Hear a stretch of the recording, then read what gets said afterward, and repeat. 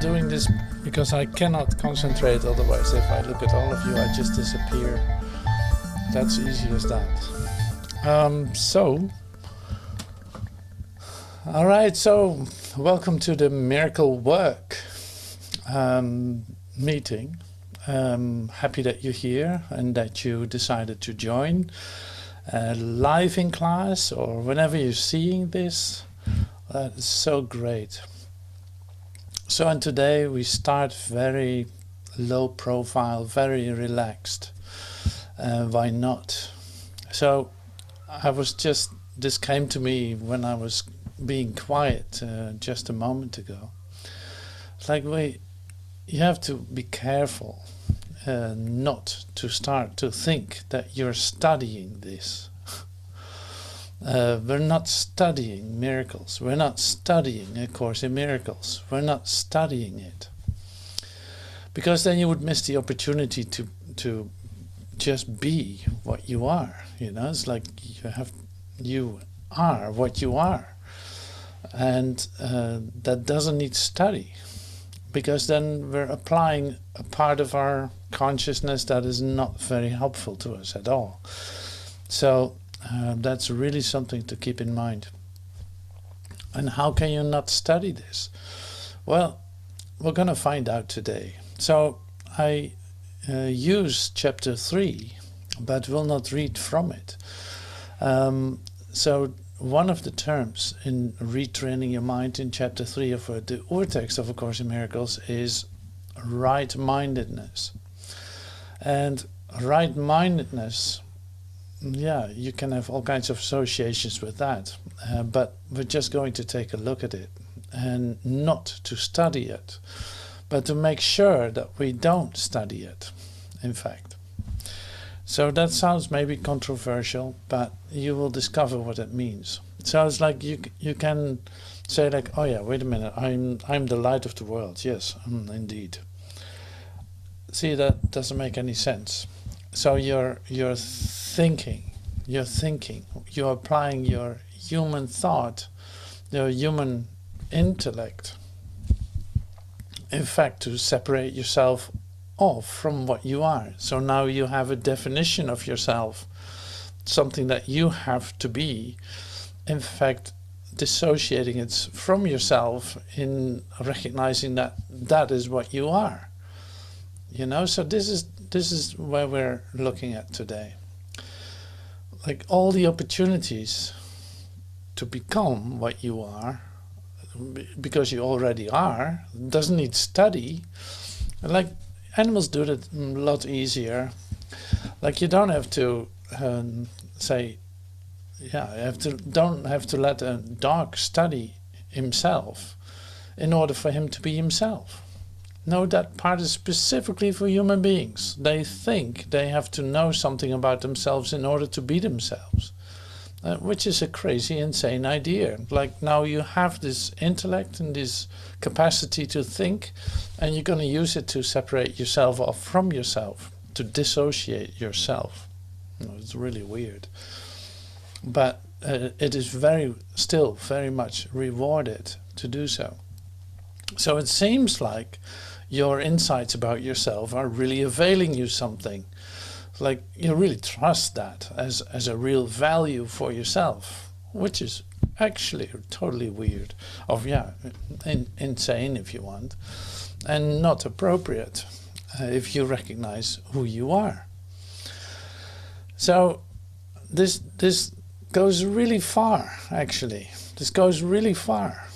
So we said the other day already, like the evaluation of your meditation is not going to be helpful because you place it back into the box of your limited identity. This is the same with study. So you can study the Course in Miracles however long you want without experiencing what it actually is teaching. It is actually teaching your considerations and study have no meaning. Your thoughts about things have no meaning. That is meaningless. So this is the same with any kind of spiritual study that you do, or whatever spiritual path you're on. I can say study spiritual healing and know all the facts about it without being able to actually experience what healing is, and seeing that I have nothing to do with it. I don't need to know what it is in order for it to work. So this is definitely the same with the miracle principles or the instructions for miracle workers. The instructions for miracle workers is, in fact, know your place, know where you find yourself, in yourself, make contact with that and not anything else. So, because all the things that you want to do, like I want to heal people, I want to be of service to others, all these are based on ideas as if you are not doing that now. So you can also say, use it the other way around, thinking like, apparently I'm already who I am. So this is my starting point. If I think I need to do something, then I'm actually working against myself. So why don't I just let myself be and enjoy that, and be totally myself, and enjoy that, and see, and in fact demonstrate that in everything you do, without defining it, without judging it, without just letting it be. That's what I say. Like that is, and apparently that is already going on, but I don't seem to be able to see it myself. Well, there goes your psychoanalysis, and there goes your self-evaluation.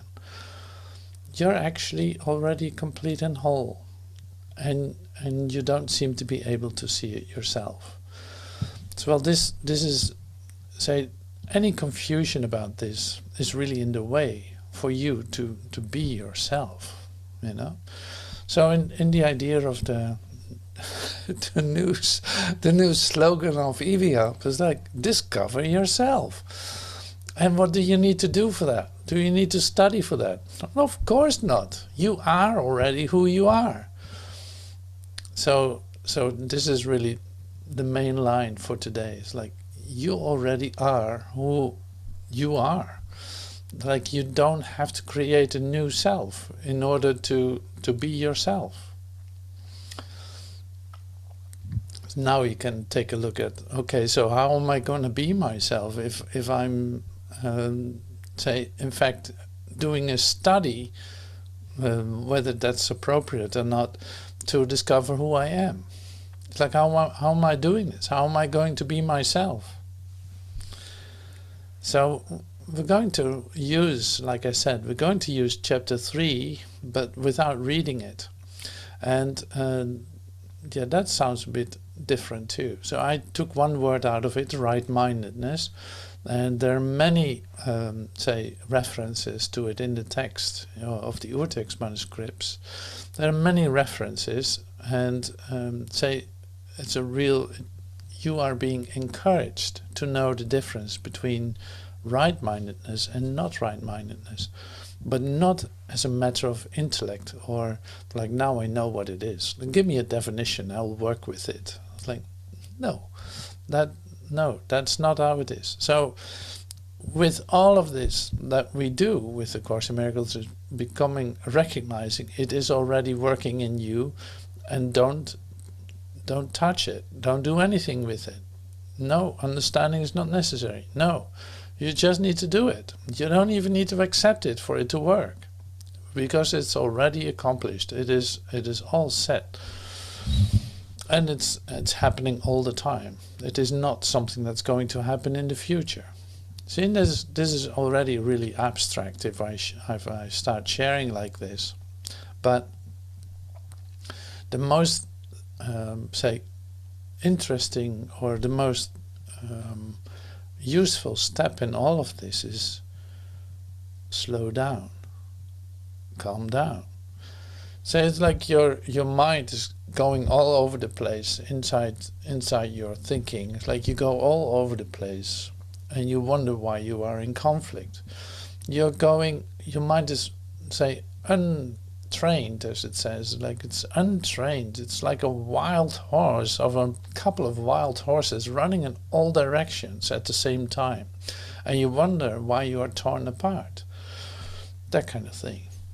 So to train your mind then is not to study your mind. To train your mind is to follow the instructions, to calm your mind down.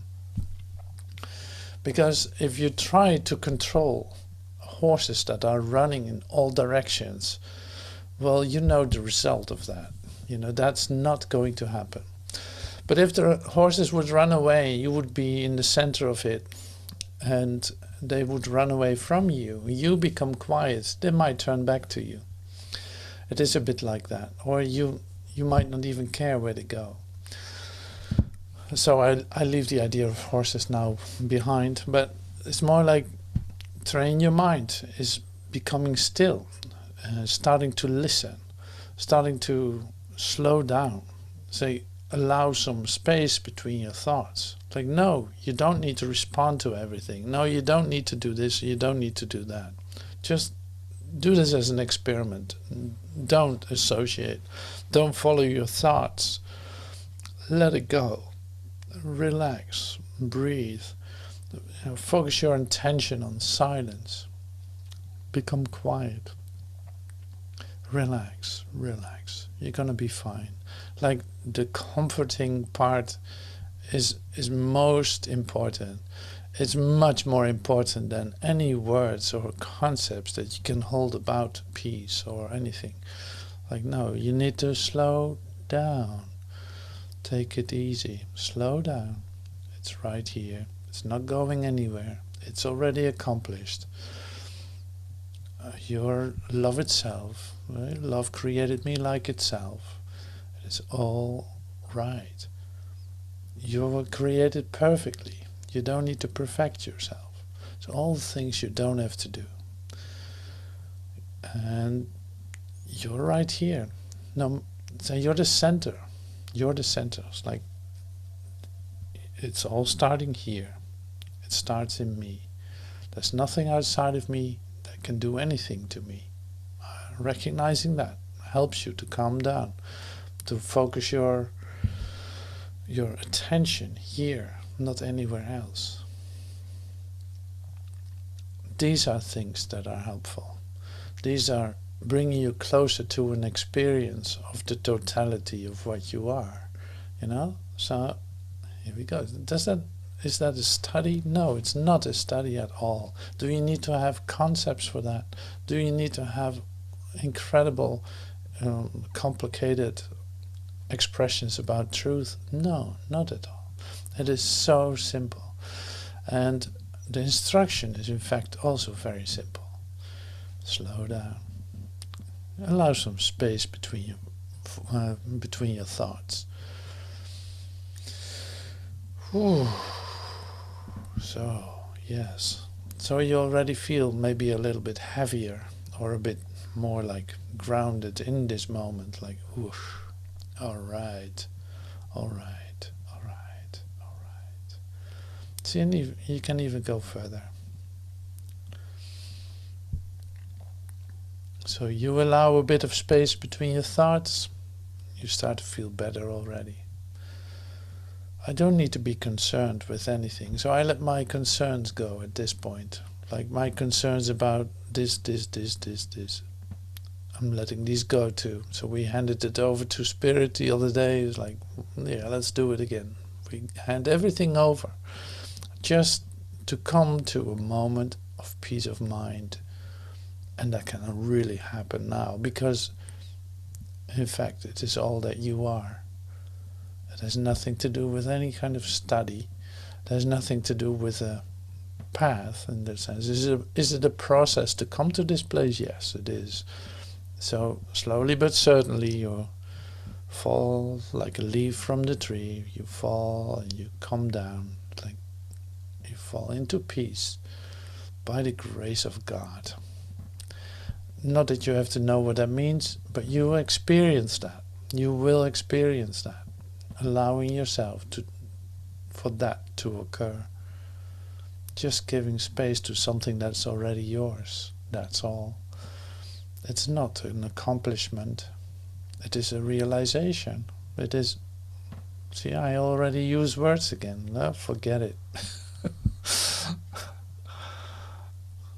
See, but you can feel yourself going down. So there's energetically, there's something occurring by doing this. You're centering yourself into this recognition of this.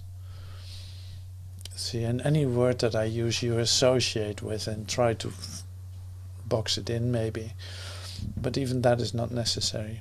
So see it as a way to... I'm actually starting to open up, to communicate with you directly, to become aware of that. That is the thing that is going on. We don't have to establish that. So that is already happening. It's happening right now. We're in communication. Now we're going to discover what that means and how that feels, how alive that is, and how amazing that is, like without limit, instantaneous. You know who's talking to you. It's like you're literally talking to yourself. I know. I know.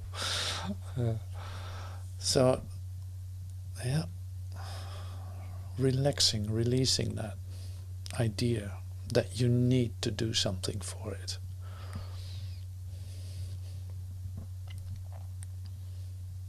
But at the same time, sensing, like opening yourself, listening, releasing everything that's in the way, releasing all these ideas, allowing your mind to become quiet. No, you don't need any thoughts to establish yourself or to identify yourself. No, no, no, no, no, no. It's right here. It's right here. All right. So that is so great. I love this so much. All right. So now we're going to read it a little bit, not as a study, of course, but just for the beauty of it, to might even be able to recognize it deeper, in a deeper way that we've never felt before. So this is just a couple of expressions about miracles. So it's a miracle principles. Miracles arise from a miraculous state of mind. By being one, it's a miraculous state of mind. By being one, this state of mind goes out to anyone, even without the awareness of the miracle worker himself. The impersonal nature of miracles is because atonement itself is one, uniting all creations with their creator. So a miraculous state of mind includes everything in, because it is one with everything. So let's try to feel that. It's like it's not personal in that sense. See, this is the thing that you might be most afraid of, that there's nothing personal left anymore, and you think that you stop to exist, but that is not the case. It might be your greatest fear in waking up, but that's not going to happen. Like, you are still going to be you, because that's the way you were created. You are still going to be you. How comforting that is. You know, that's so comforting. You are still going to be you, no matter what is occurring in your transformation. You're still going to be you. No, you're going to be coming into a miraculous state of mind where anyone fits in. Anyone has a place in it. No distinction, no comparison, no analysis, no intellect needed for that. But a heart, yes. You need a heart for that. And an open mind, of course. It's like recognizing that you're one with every aspect of it. So this is a great exercise we include everything in. So let's do that. Like, just being open. If a person comes into your mind, in your awareness, just include this person in. If a situation comes in, include it in. Like, the acceptance that this has to do with everyone, with no exclusion whatsoever, makes it miraculous.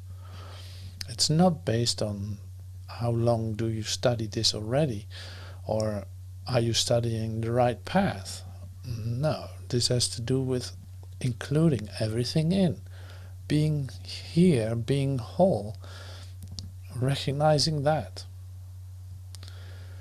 That's union. That is a union of something that was already one in the first place. So you cannot even call it a union either.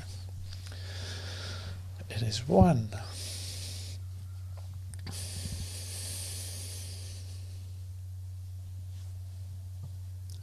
So I love this. It sounds totally different now, doesn't it? The mind is in a state of grace. Oh wait, here, this is on page 19 of the Urtext Manuscripts. The miracle is an expression of an inner awareness of Christ and acceptance of his atonement. The mind is then in a state of grace and naturally becomes gracious both to the host within and the stranger without. By bringing in the stranger, he becomes your brother. So, and this is a practice you can do all day long, you know. Whenever you think you meet a stranger, like if you allow this to come to you, if you allow this to be your experience by not having ideas about someone or about things, about persons, then you see, it's my brother. It's like, I'm finally meeting you. I'm so happy to meet you. I can't believe it. I had no idea that this could be my experience. Like, I always thought in terms of separate identities and personalities and offensive personalities and intrusive personalities and who knows what kind of personalities. But now this is beyond personalities. I'm actually making a connection with you and discovering that there's no separation between us and that I recognize you as my brother. Whether I do this out loud or not, but there's definitely your decision to be open makes everything different. So this is practice. This is the practice. Great idea. Wonderful, lovely. By bringing in the stranger, he becomes your brother. Okay, so the miracles, this 39b, the miracles you are told not to perform have not lost their value. They are still expressions of your own state of grace, but the action aspect of the miracle should be Christ controlled because of his complete awareness of the whole plan. The impersonal nature of miracle mindedness ensures your own grace, but only Christ is in a position to know where grace can be bestowed. So this is an essential step for the miracle workers. So the essential step is this, that you ask to perform a miracle. It's like, am I supposed to perform a miracle in this situation? And then performing the miracles, then becoming open to join with your brother, to extend this to your brother in a conscious setup, so to speak. You decide before you offer this to anyone. You ask, is it necessary to perform this miracle? And then this, like, you get an immediate response. So here we are. You're allowing this state of grace to be your experience. You allow yourself to become still, to feel, to experience the fullness of this moment as much as you can, you know, like this. If you need to extend this to anyone, it will be shown. It will be so right on the spot that it will happen.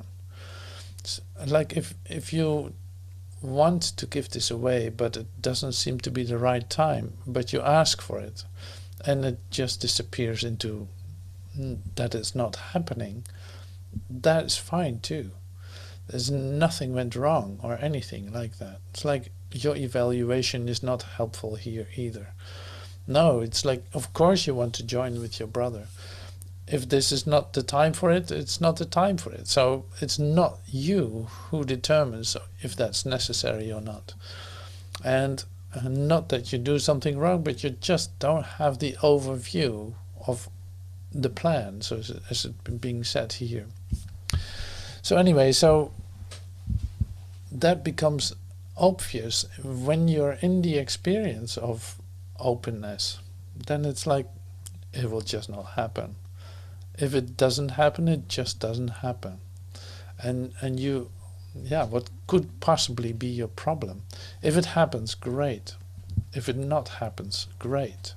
It does not matter. It's not up to you. So this is also like another thing that is not your concern.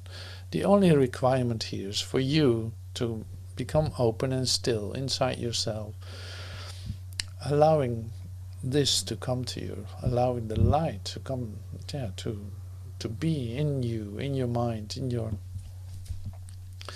like, not forcing anything, not having any ideas about it, not trying to work this out, but just being in the experience of it. And this seems to be the hardest thing, but you get great help. So that's really great. Now I continue. I go to, I think it's chapter 2. Yeah, chapter 2, B25.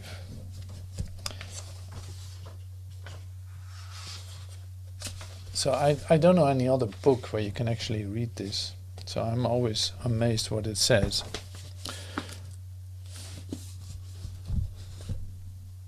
Okay, so here's the intellectualization part. So B25 from chapter 2 in page 29 of the Urtext Manuscripts. It says here this: intellectualization is a poor word which stems from the brain-mind confusion. Right-mindedness is better. This device defends the right mind and gives it control over the body. Intellectualization implies a split, whereas right-mindedness involves healing. Right-mindedness involves healing. Okay, so why this is not your concern. So you know, you hear the difference, right? Intellectualization is a poor word which stems from the brain-mind confusion. Right-mindedness, on the other hand, is based on healing, involves healing. So we continue. C4. So it will all come together. So don't try to hold it together. It will all come together. C4. A major step in the atonement plan is to undo all error at all levels. Illness, which is really not right-mindedness, is the result of level confusion, in the sense that it always entails the misbelief that what is amiss in one level can adversely affect another. Okay, I read that again. That's pretty deep, right? And crucial.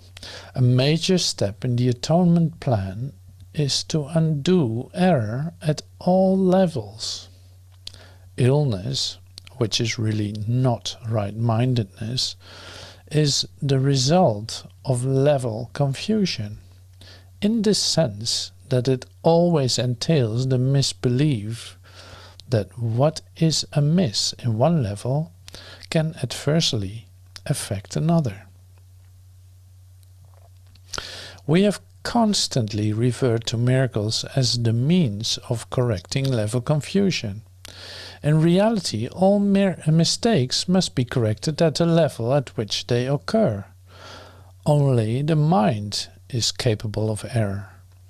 The body can act erroneously, but this is only because it has responded to misthought. The body cannot create, and the belief that it can is fundamental error responsible for most of the fallacies already referred to, produces all physical symptoms.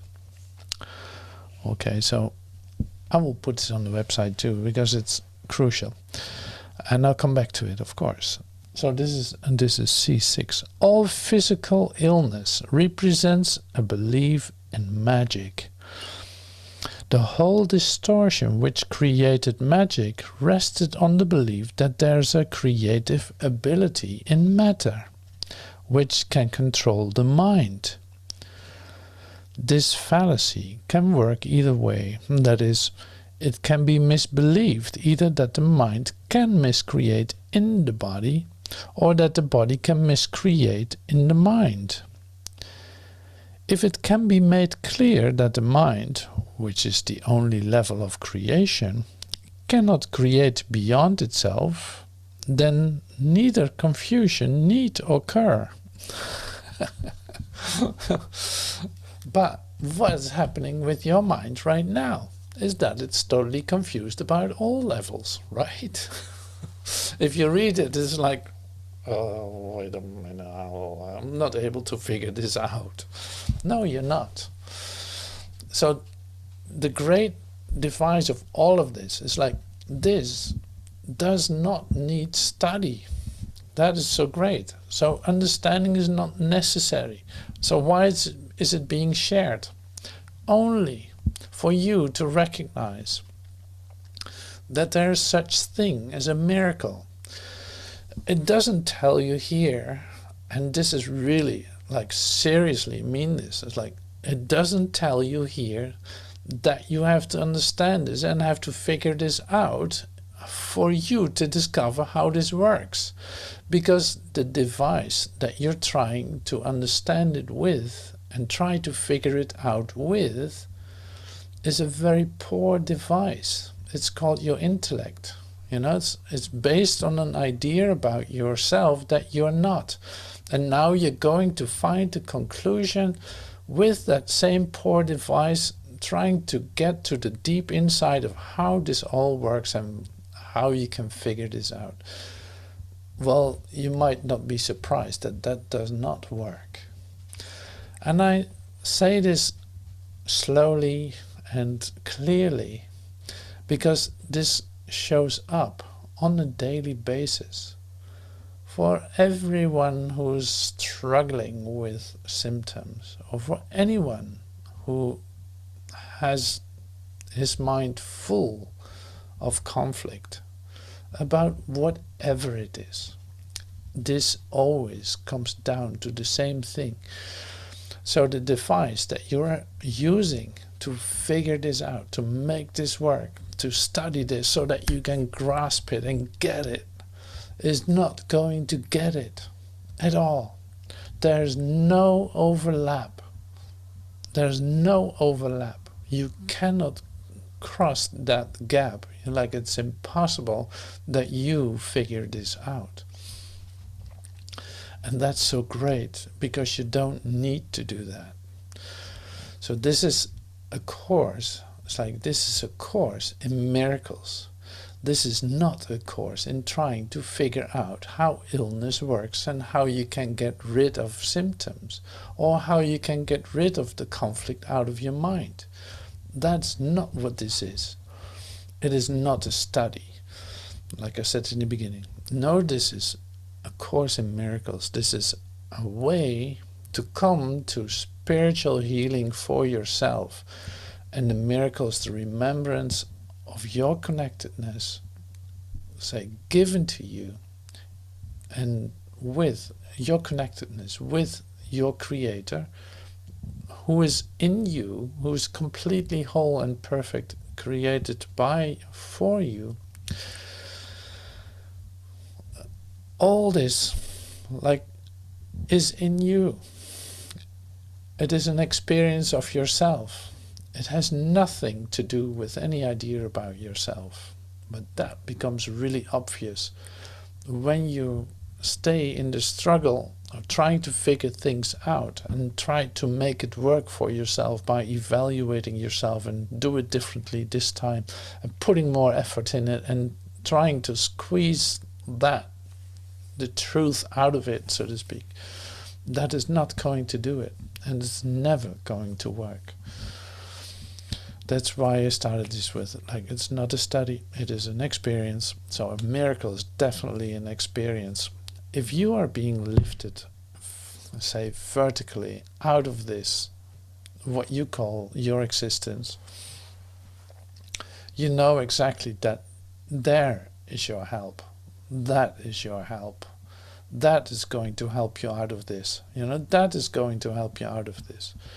So, to train your mind, like we started in the beginning, to train your mind to slow down, to open up, to allow some space between your thoughts, to stay right here, not go anywhere, to ask for a miracle, to ask for help, is exactly what you should do. It's in order for you to get out of this pattern and this repetition and this on and on and on, recycling of ideas and trying and thinking that this time the result will be different because now you know already more, because you studied more. So that's really the truth about this in that sense. It's this is how that works. So great. So we can offer miracles to one another. Not just like that. No, there's say you ask Christ if you want. It's you ask Christ, am I supposed to perform this miracle? Can I offer this to my brother? Is this the moment? We can do this right now practically. It's all right, so here it is. Is it necessary? Is this the moment to offer this miracle to you? Well, there it is. So you see, it just happened. Yeah, it just happened. It was not under conscious control at all. But it was instantaneous. There was nothing in the way for that to occur. And then it can occur. So,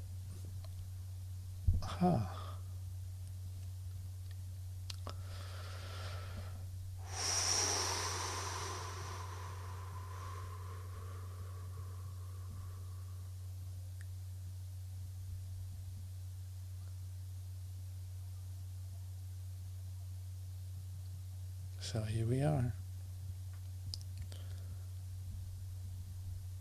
Open hands, open mind.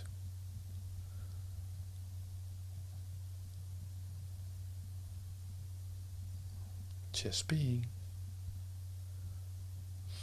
It says in the chat, forget discourse. Forget everything. Come with completely open hands unto your Father. Come with completely open hands. It is open. It is here. It is available.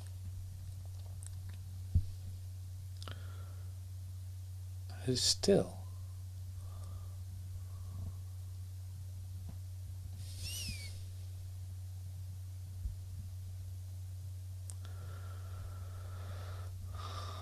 It is just what it is.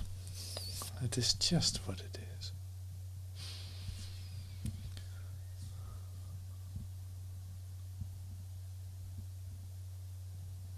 That's so great. Thank you for allowing me to give this to you. Thank you. That's so lovely.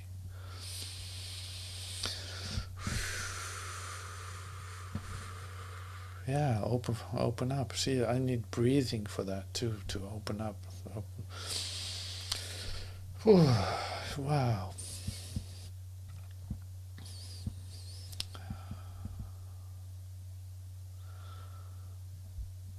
So great. Thank you. So I continue. C15. I just have some references. So it's so much fun to use the Course in Miracles by not studying it, but just coming to the experience and then seeing that everything is related to that. So this is C15 of chapter 2. We said in the previous section that the miracle is an expression of miracle-mindedness. Miracle-mindedness merely means right-mindedness, in the sense that we are now using it. So we're now using it that way. Right-mindedness neither exalts nor depreciates the mind of the miracle worker nor of the miracle receiver. However, as a creative act, the miracle need not weight the right-mindedness of the receiver. In fact, its purpose is to restore him to his right mind, but it is essential that the miracle worker be in his right mind, or he will be unable to re-establish right-mindedness in someone else.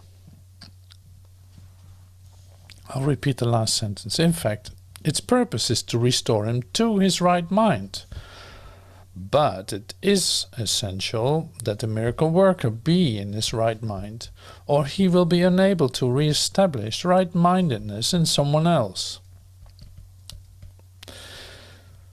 This is great. So we said in the previous section that the miracle is an expression of miracle-mindedness. Miracle-mindedness merely means right-mindedness, in the sense that we're now using it. So right-mindedness neither exalts nor depreciates. So it's like you recognize your oneness with your brother. There's no difference. Whether you receive or whether you give the miracle, it is the same experience, in fact, because it is based on oneness, on the atonement principle. That's why this is so great. It's like you have the opportunity to feel your connectedness with your brother beyond personality, beyond all that stuff, so to speak. It is an universal experience. Not trying to figure that out, but experiencing it. So great, so great. So a miraculous state of mind is being in your right mind. So it has left behind all the concerns. It has left behind all the stuff that we talked about before. It's like all the confusion about how this works, or how sickness works, how this works, that works, how you have to deal with it. Like, no, this takes you out of it. Like, this is here it says in this miracle principle, it has to do with creation. So the moment you get out of your, say, human reference, you have an experience of creation. Suddenly you feel life flowing through you as the grace that is given. Like, you feel the aliveness of it. That is what creation is. That has nothing to do with making something or anything like that. Like, it has nothing to do with matter in that sense. So just allowing it. So that's our practice for today. So I really love it. I think it's great. So these were just a couple of references. I will make a post on the website too, so you can check it out again. But remember this. The practice that we did in the beginning is really where this is all about, in the sense that leaving all this other stuff so for what it is, not engaging your intellectual mind, not trying to understand this, is so essential to come to an experience of who you really are and what is actually occurring. And so that was one of the important things we discovered today. So, and then the other one is this, is like, oh yeah, so if you start to remember this, you come to the point where you see it's not personal anymore. But when it's not personal, that doesn't mean that you don't have an individual subjective experience. No, you still have that, absolutely. It is just not connected to your personality any longer. Well, I'm happy with that. I don't know about you. Like, I don't have to have my personality involved in all this. Rather not. So it's not a big loss. See it that way, it makes it maybe easier. Like, oh yeah, that's great. No, so I have my own individual subjective experience of it, but my personality is not involved in this at all. So it will not be able to take credit of it, or it's not better than others, or it's not comparing itself. No, it recognizes the oneness with your brother. That's impossible to meet a stranger. That everyone is your brother and you're all inclusive. So also you don't know how to do this. When to offer a miracle, when to whom, and at what point. And it's not that you have to walk around like that all day, but it's more like that will be given, but it's not related to the thoughts you have about it. Just come back to this state of right-mindedness, to your miracle mind. You can practice this all day long without much effort, because it's more like the undoing of, I don't need to do this, I let go. And that is what is helpful. So then the situations will arise because your mind is completely open, and it will just come to you, and you recognize it by checking in. Where am I supposed to? All right, well, then it will happen. If it's not supposed to happen, it won't, and which is great too. So all this is free of self-judgment, of self-regulation, of self-correction, or stuff like that. And that's so cool, so great.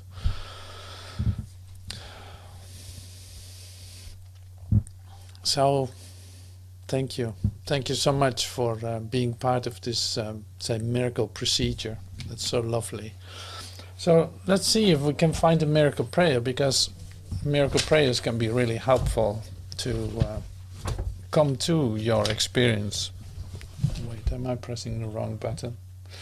I don't know.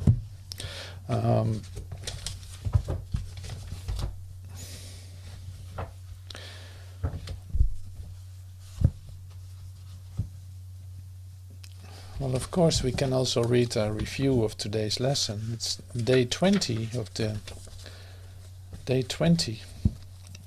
Let me read the review from this little booklet.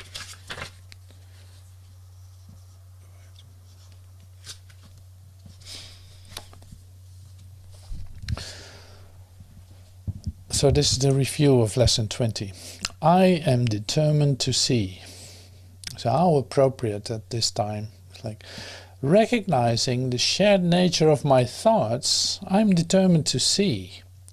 I would look upon the witnesses that show me the thinking of the world has been changed. I would behold the proof that what has been done through me has enabled love to replace fear, laughter to replace tears, and abundance to replace loss. I would look upon the real world and let it teach me that my will and the will of God are one. So recognizing the shared nature of my thoughts, I'm determined to see. I would look upon the witnesses that show me the thinking of the world has been changed. I would behold the proof that what has been done through me has enabled love to replace fear, and laughter to replace tears, and abundance to replace loss. I would look upon the real world and let it teach me. I would look upon the real world and let it teach me that my will and the will of God are one.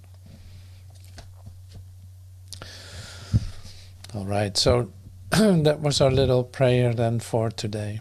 I'm determined to see. So that's so perfectly fitting in with all of that we read and actually are dealing with right now. It's like, I'm determined to see, to come to the place where I can accept myself as the one I am, and see everything in a different light, not trusting my own will, but letting it go and see that the will of God is one with me.